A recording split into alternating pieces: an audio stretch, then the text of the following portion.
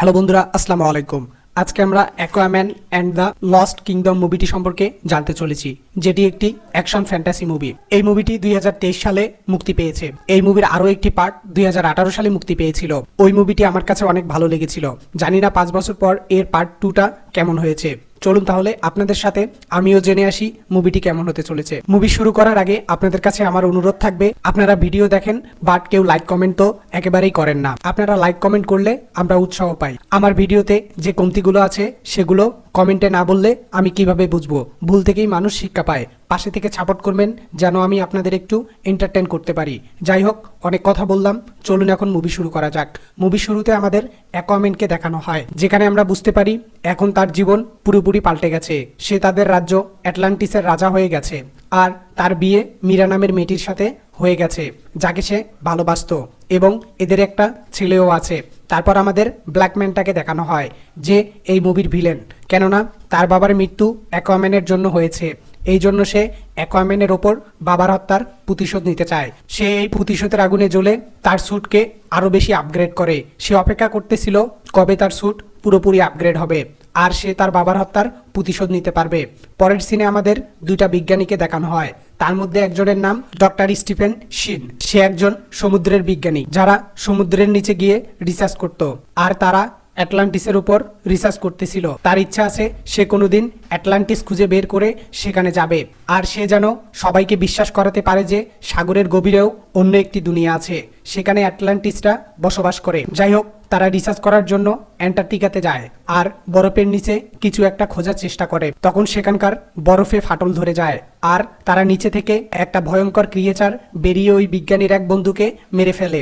এই জন্য বিজ্ঞানী সেখানে আটকা পড়ে যায়। তাই তার কাছে থাকা ডিভাইস দিয়ে সে তার লোকদের সিগন্যাল পাঠায়। তার সিগন্যাল পেয়ে তাকে হেল্প করার জন্য তার বন্ধুরা চলে আসে। তারা আর কেউ না, ব্ল্যাকম্যানটাই ছিল। কেননা এই বিজ্ঞানী ব্ল্যাকম্যানটার জন্যই কাজ করত। তারপর ব্ল্যাকম্যানটা ওই বিজ্ঞানী ও তার সাথের লোকদের বাঁচায়। পরে সে রিসার্চ করার জন্য বরফের আরো নিচে যায়। আরো নিচে গিয়ে সে ভাঙ্গা একটি ত্রিশূল পায়। সেটাকে জোড়া লাগাতেই ওই ত্রিশূলের মালিককে দেখতে পায়, যার নাম কোডেক্স। সে ব্ল্যাকম্যানটাকে বলে, তুমি আমার ত্রিশূল জোড়া লাগিয়েছ, এই জন্য তুমি খুব শক্তিশালী হয়ে যাবে। তার সাথে তুমি তোমার শত্রু অ্যাকোয়াম্যানকে মেরে ফেলতে পারবে, আর তুমি যা করতে চাইবে তাই করতে পারবে এই ত্রিশূল দিয়ে। তারপর আমাদের 5 মাস পরের সিন দেখানো হয়, যেখানে অ্যাকোয়াম্যান টিভিতে দেখে নিউজে বলা হচ্ছে পৃথিবীর অবস্থা এখন খুব খারাপ। গ্লোবাল ওয়ার্মিং এর কারণে পৃথিবী সহ সমুদ্রের গভীরে অনেক প্রাণী মারা যাচ্ছে। আর এই সবের জন্য অ্যাটলান্টিসে মিটিং হয়, যেখানে আর্থারও যোগ হয়। সে সবাইকে বলে আমাদের মাটিতে থাকা মানুষদের সাথে কথা বলে আমাদের অ্যাডভান্স টেকনোলজি তাদের সাথে শেয়ার করা উচিত, যাতে তারাও উন্নতি করতে পারে। তার বদলে ওরা আমাদের প্রবলেমও সলভ করে দিবে। তার কথার সাথে কেউ সহমত হয় না। সব কাউন্সিল বলে এটা কখনো হতে পারে না। এইদিকে ব্ল্যাকম্যানটার স্যুট পুরোপুরি রেডি হয়ে গেছে। তার প্ল্যান ছিল অ্যাটলান্টিসে ঢুকে অরিক ক্যালকাম চুরি করবে। অরিক ক্যালকাম অ্যাটলান্টিসে পাওয়া এমন একটি ধাতু যেটি পেট্রোলের মতো কাজ করত, আর এটা দিয়ে আরও অনেক কাজ করা যেত। তারপর ব্ল্যাকম্যানটা তার টিমকে সাথে নিয়ে অ্যাটলান্টিসে হামলা করে দেয়। তাকে আটকানোর জন্য মীরা ব্ল্যাকম্যানটার সামনে দাঁড়ায়। ব্ল্যাকম্যানটা নতুন স্যুট পেয়ে খুব শক্তিশালী হয়ে উঠেছিল, তাই সে মীরার উপরেও হামলা করে দেয়। তার আঘাতে মীরা অজ্ঞান হয়ে যায়। পরে ব্ল্যাকম্যানটা তাকে মারতেই যাবে, তখনই এখানে আমাদের হিরোর এন্ট্রি হয়। সে তার স্ত্রীকে বাঁচিয়ে ব্ল্যাকম্যানটার সাথে ফাইট শুরু করে। ফাইটিং চলাকালীন ব্ল্যাকম্যানটার কাছে তার টিমের লোকের ফোন আসে। সে ফোনে বলে, আমরা অরিক ক্যালকাম পেয়ে গেছি, আমাদের এখন এখান থেকে চলে যাওয়া উচিত। তাই সে ফাইটিং মাঝখানেই ছেড়ে সেখান থেকে চলে যায়। এদিকে মীরার অবস্থা খুব খারাপ ছিল। তারপর সেখানে আর্থারের মা আসে। সে জানায় ব্ল্যাকম্যানটা যদি অরিক ক্যালকাম নেওয়ার জন্যই এসেছে, তাহলে সামনে খুব খারাপ কিছু ঘটতে চলেছে। তখন আর্থার বলে, তাহলে আমাকে আমার ভাই ওনের সাহায্য নিতে হবে, কেননা সে অ্যাটলান্টিস সম্পর্কে অনেক ইতিহাস জানে। এই কথা শুনে আর্থারের মা বলে, ও তোমাকে কিভাবে সাহায্য করবে? সে তো নিজেই ফিশারম্যানের জেলে বন্দী হয়ে আছে। তখন আর্থার বলে, আমি ফিশারম্যানের রাজ্যে গিয়ে তাকে জেল থেকে মুক্ত করব। পরে আর্থার তাই করে। সে ফিশারম্যানদের রাজ্যে গিয়ে তার ভাইকে খুঁজে মুক্ত করে সেখান থেকে পালাতেই যাবে, কিন্তু তাদের ফিশারম্যান রাজ্যের গার্ডরা দেখে ফেলে। ওরা তাদের ঘিরে ফেলে। তারা অনেক চেষ্টা করে সেখান থেকে বাইরে আসে। এখানে ওন খুব দুর্বল ছিল, কারণ জেলের ভিতরে তাকে খাওয়া পানি কোনোটাই ঠিকমতো দেওয়া হতো না। কিন্তু যখন ওন বাহিরে এসে সমুদ্রের পানি স্পর্শ করে তখনই সে তার পুরো শক্তি ফিরে পায় আর ফিশারম্যান রাজ্যের গার্ডদের একাই উত্তম মাধ্যম কেলানি দিয়ে দেয়। তারপর দুই ভাই সেখান থেকে ফিশারম্যানের কাছে পৌঁছায়। ফিশারম্যানের কাছে আর্থার ব্ল্যাক ম্যানটা সম্পর্কে জানতে চায়। ফিশারম্যান তাদের বলে তোমরা ব্ল্যাক ম্যানটাকে একটি আইল্যান্ডে পাবে যেটি দক্ষিণ এরিয়াতে অবস্থিত। এ কথা শুনে এরা দুই ভাই দক্ষিণের ওই আইল্যান্ডের দিকে রওনা হয়। তারপর তারা আইল্যান্ডে এসে খেয়াল করে এই আইল্যান্ড এখন পুরোপুরি বদলে গেছে। ব্ল্যাক ম্যানটা যে ওরিক ক্যালকাম চুরি করেছিল সে সেটা জ্বালিয়ে তার ধোঁয়া পুরো আইল্যান্ডে ছড়িয়ে দিয়েছে, যার প্রভাবে এখানকার ছোট ছোট গাছ ও প্রাণী মিউট্যান্ট হয়ে গেছে, যার কারণে এদের সাইজ অনেক বড় হয়ে গেছে, এমনকি ছোট একটা ইঁদুরের সাইজও হাতির সমান হয়ে গেছে। তারপর বিজ্ঞানী শনকে দেখানো হয় যে ব্ল্যাক ম্যানটার ঠিকানায় ছিল। শিন সেখানে ওই ভাঙ্গা ত্রিশূলটি দেখতে পায় আর সে কোনো কিছু না ভেবে সেটাকে হাতে নিয়ে জোড়া লাগায়। তখন বিজ্ঞানীও তার ব্রেনে কোডেক্সকে দেখতে পায়। তখনই সেখানে ব্ল্যাক ম্যানটা চলে আসে। সে বিজ্ঞানীর হাত থেকে ওই ত্রিশূল নিয়ে বিজ্ঞানীকে বলে আমি কেন এইসব করতেছি তুমি জানতে চাও তাই না? তাহলে শোনো, আমি আর্থার আর তার পুরো পরিবারকে মেরে ফেলতে চাই, আর তাদের মারার জন্য যদি আমাকে কোনো শয়তানের সাথে বন্ধুত্ব করতে হয় আমি সেটাই করব। পরে সিন কাট হয়ে আমাদের আর্থার আর ওনকে দেখানো হয় যারা ব্ল্যাক ম্যানটার ঠিকানা খুঁজতে খুঁজতে এখানে পৌঁছে যায়। এখানে এসে তারা সর্বপ্রথম ওই বিজ্ঞানী শিনকে খুঁজে পায়।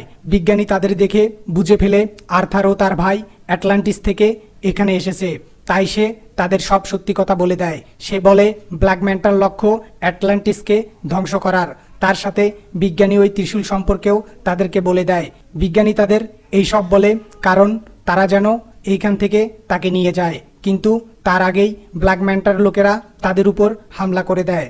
আর্থার আর ওন তাদের সাথে ফাইট করতে থাকে। তখন এই ব্ল্যাক ম্যানটা নিজের স্যুট পরে এখানে চলে আসে।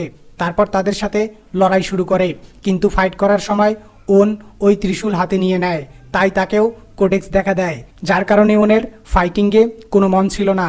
তাই ব্ল্যাক ম্যানটা তার উপর হামলা করে দেয়, যার কারণে সে আহত হয়ে যায়। তারপর ব্ল্যাক ম্যানটা আর্থারের সাথে লড়াই করতে থাকে। তখন এই অ্যাটলান্টিসের সেনা এখানে পৌঁছায়, যাদেরকে আর্থার আগেই এখানে পৌঁছাতে বলেছিল, যার কারণে এই আইল্যান্ড ধ্বংস হওয়া শুরু হয়। আর্থার একটি পাথরের নিচে আটকা পড়ে। সেখানে তার স্ত্রী মীরা এসে তাকে বাঁচিয়ে নেয়। তারপর তারা ওইখান থেকে বেরিয়ে নিরাপদ স্থানে পৌঁছায়। ওন এখানে ওই ত্রিশূল সম্পর্কে সবাইকে সব সত্যি কথা বলে দেয়। ওন বলে অ্যাটলান্টিসকে খুঁজেছিল তার বাবা, আর তার কাছেও এইরকম একটা শক্তিশালী ত্রিশূল ছিল যা এখন অ্যাটলান্টিসের রাজা মানে আর্থারের কাছে আছে। কিন্তু বাবার আরও একটি ভাই ছিল যার নাম কোডেক্স, আর সে এই ত্রিশূল বানিয়েছে।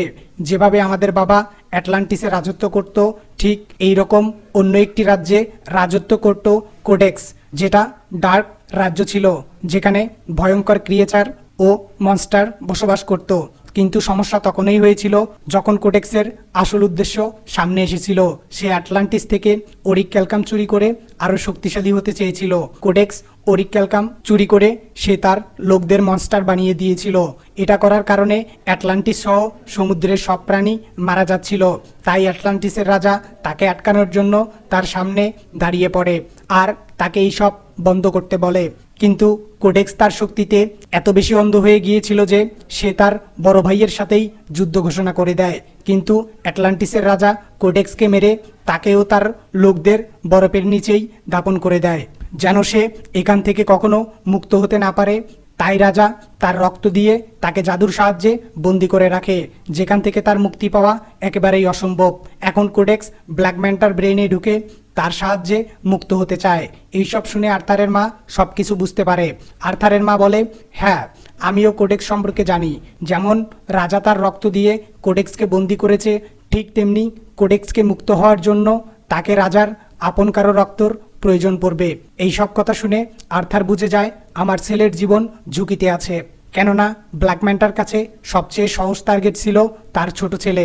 এই জন্য আর্থার খুব দ্রুত তার ঘরে চলে আসে। এখানে এসে সে দেখতে পায় তার ঘর জ্বলতেছে এবং তার ছেলেও নিখোঁজ। এখানে আর্থারের পালিত বাবা অনেক আহত হয়ে পড়েছিল। আর্থারের বাবা তাকে জানায় এখানে ব্ল্যাক ম্যানটা এসেছিল আর সে এই সব করেছে এবং তোমাদের ছেলেকেও নিয়ে গেছে। এই জন্য আর্থার আর ওন দুজনে মিলে আর্থারের ছেলেকে উদ্ধার করতে যেতে চায়। তখনই তাদের মা দুজনকে বলে, সব সময় এটা মনে রেখো তোমরা দুজন ভাই, আর একজন আরেকজনের পাশে সব সময় থাকবে। তারপর তারা দুজন ব্ল্যাক ম্যান্টার ঠিকানায় হামলা করে দেয়, কিন্তু কোডেক্সের বেশিরভাগ মনস্টার আর্মি মুক্ত হয়ে গিয়েছে। তারা তাদের উপর হামলা করে দেয়। এদিকে ব্ল্যাক ম্যান্টার কাছে আর্থারের ছেলে ছিল।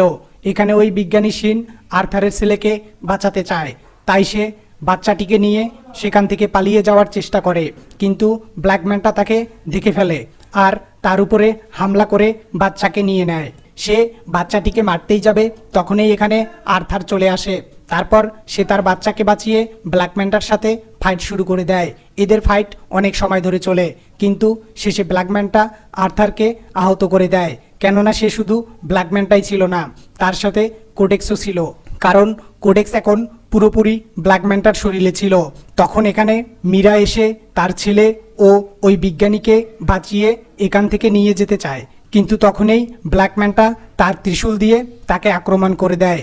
ওন এসে ওই ত্রিশূল ধরে ফেলে আর সে মীরা ও তার বাচ্চার জান বাঁচায়।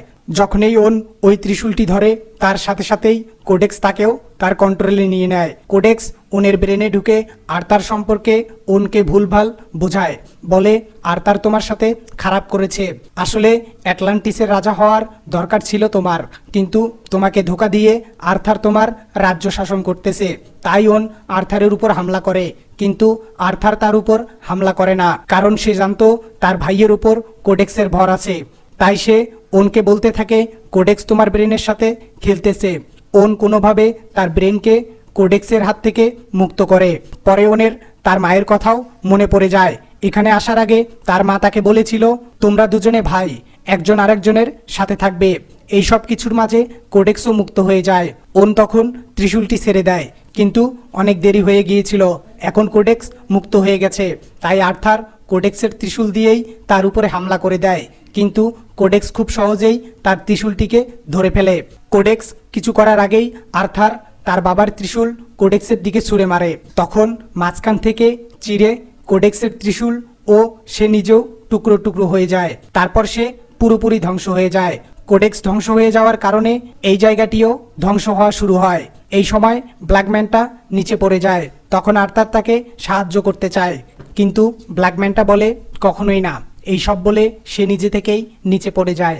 আর্থার আর তার সকল সাথীরা ওইখান থেকে বাহিরে চলে আসে।